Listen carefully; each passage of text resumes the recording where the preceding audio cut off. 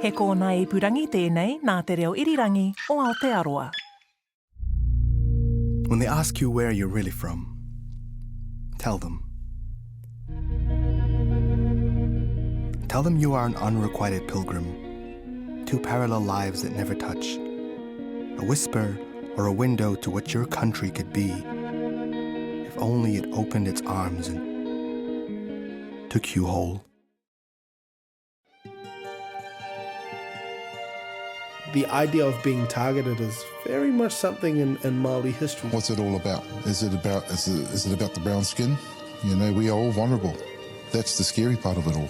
The idea of Aotearoa being a safe place and that completely being destroyed. It's a good thing that I was born Muslim and I'm proud to be a Muslim and also a Māori as well. The Guest House, Episode 3, Bargaining.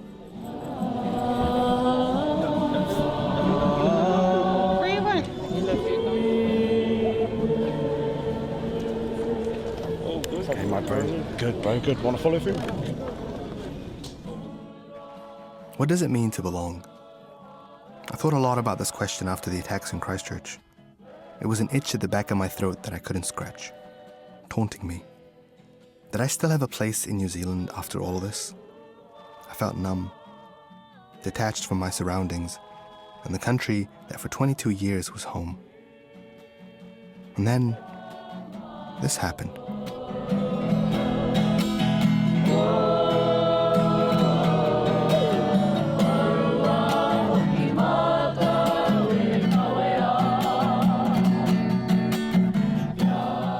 First time that I cried after Christchurch happened was about a week afterwards, and I was in Christchurch and I was trying to document a lot of the stuff, especially, I was going there to see the different haka that were happening, but also especially when the high schools showed up, like the ones that you mentioned, the school kids that were showing up, and I suddenly found myself surrounded by them with the mosque behind me, and then before I knew it, I was bawling. Like there were tears streaming down my face, and I couldn't stop it. I couldn't control it, and I was still filming on my camera.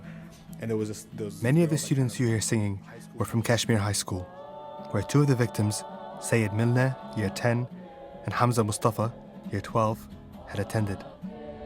Both were inside the mosque. Both were killed. It was this sense of a catharsis that I hadn't been allowed to feel. I hadn't been able to feel because I just spent the last week just feeling numb and not really knowing how to let something out. And that moment gave me an outlet. The idea of expressing and expression and to show one's That's rewa word. One's grief and to feel it through action is quite common and really important. He's a high school teacher from Auckland. Specifically in Māori culture. He's not Muslim, but he's Māori, and he spent the last few years digging into his roots, teaching himself te reo. Now he teaches it to young Māori kids. The idea of crying and wailing is a normative process. It's an important thing that if you haven't done that, you haven't done it properly, and you aren't finished or you aren't processing the grief effectively. There's a couple of phrases, and one of them is like, ki roto I te tangi ka maringi ai ngā toto me te hupe. It means to, inside of a tangi, you let your tears flow, and your snot, the hupe. You have to ugly cry. Yeah, there needs to be some ugly cry. And I think people were trying to find a way to release some of that pain because no one in Aotearoa had figured out how to deal with that. But it was important, I think, particularly for Māori, was one, to come alongside the Muslim community, but two, also trying to figure out, what do we do in this situation? Because it was so bad, the idea of Aotearoa being a safe place and that completely being destroyed and broken like a mirror or fractured like a window, and the pieces people were trying to pick up, and it was very much a Māori problem and a problem of Aotearoa as a whole.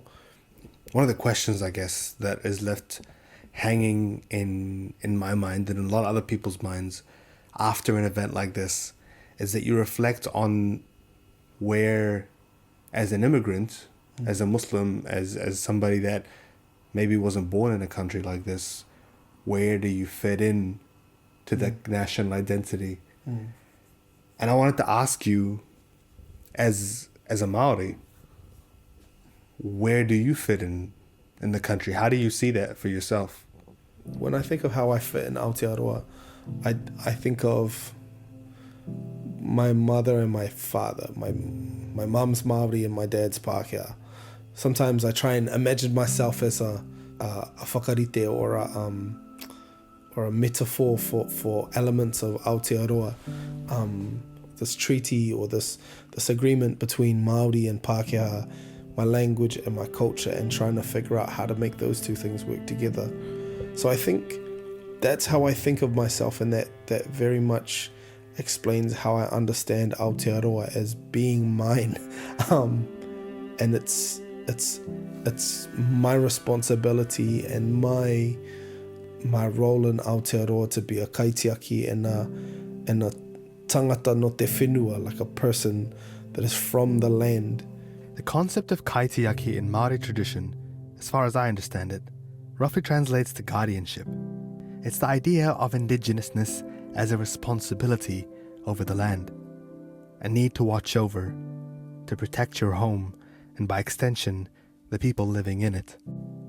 I saw this play out firsthand that week. We are here because love is greater than hate. I saw it in the eyes of many groups who came to mourn, to sing, to pray, to perform the haka.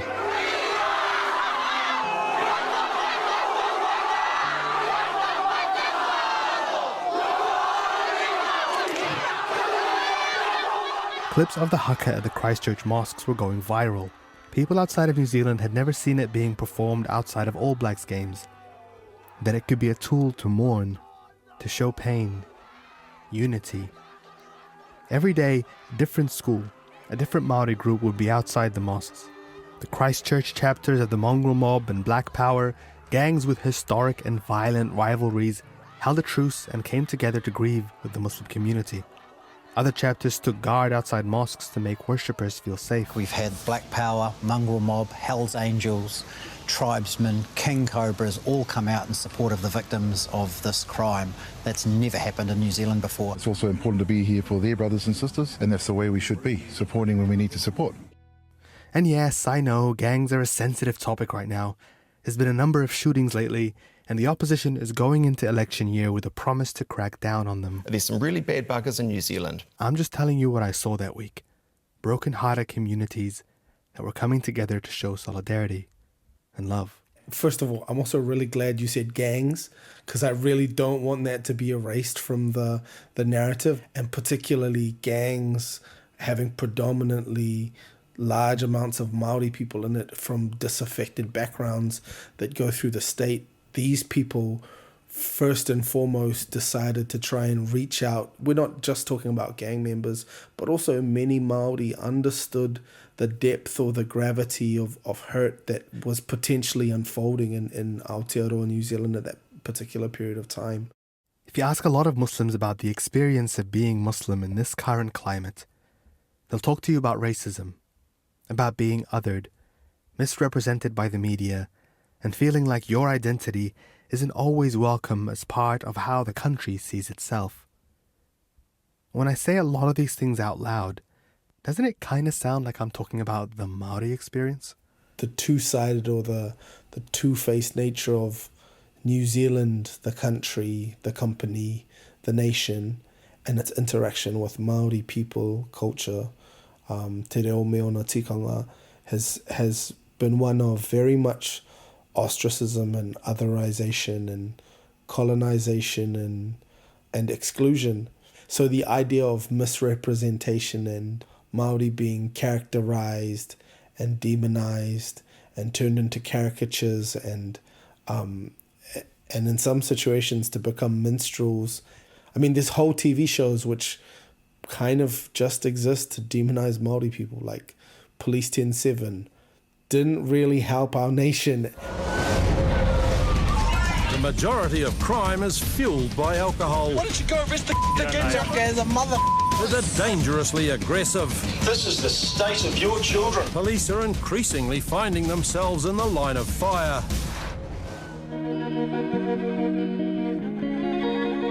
I mean, my grandfather went to a native school and was taught how to use his hands because apparently that's all Māori were good at. They didn't have higher intellectual abilities.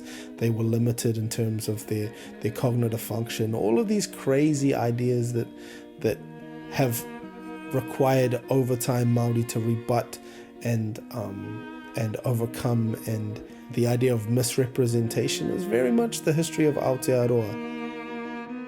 When I think about the idea of assimilation, of fitting into a dominant narrative, it sometimes feels like finding your place in a social hierarchy, and no one wants to be at the bottom.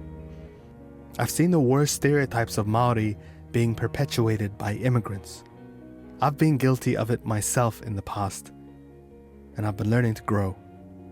There's situations in history where Māori and the first Asian immigrants that came to New Zealand were pitted against one another purely because of racist and racialized fears. And I wonder if, at a deeper level, we're children in a playground trying to fit in, thinking that if we go along with the bullying, the name-calling, the othering, that we'll be safe from the worst of it. But it never works that way. And I hope that that's maybe what comes out of this, is that that people build a hapori, a community that's interactive and open and listens and pays attention, because it allows opportunities for each member of that community to mutually grow. And I think that's maybe the thing that we need. We need a community. We need people working with one another. We need opportunities to reflect on who we are and who others are. You need difference to be able to do that. So I think, yeah.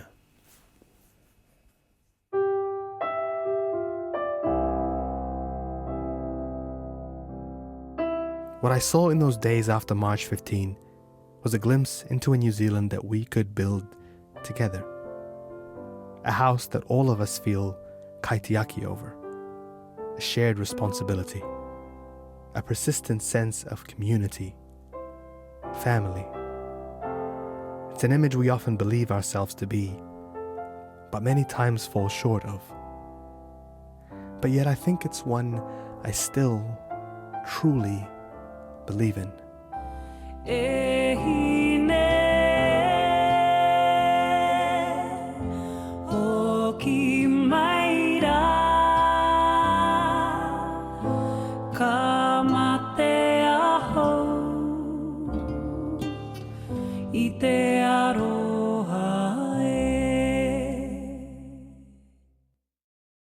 The guest house was made thanks to RNZ and Middle East Eye. It's produced and presented by me, Muhammad Hassan. My executive producer is Tim Watkin. My audio engineer is Rangi Poek. Thank you to Rewa Worley for lending his voice to this episode. And thank you for listening. If it moved you, please subscribe, leave a comment, share it with a loved one. Whakaautua te kino e te pai. Whakaautua te riri e te aroha.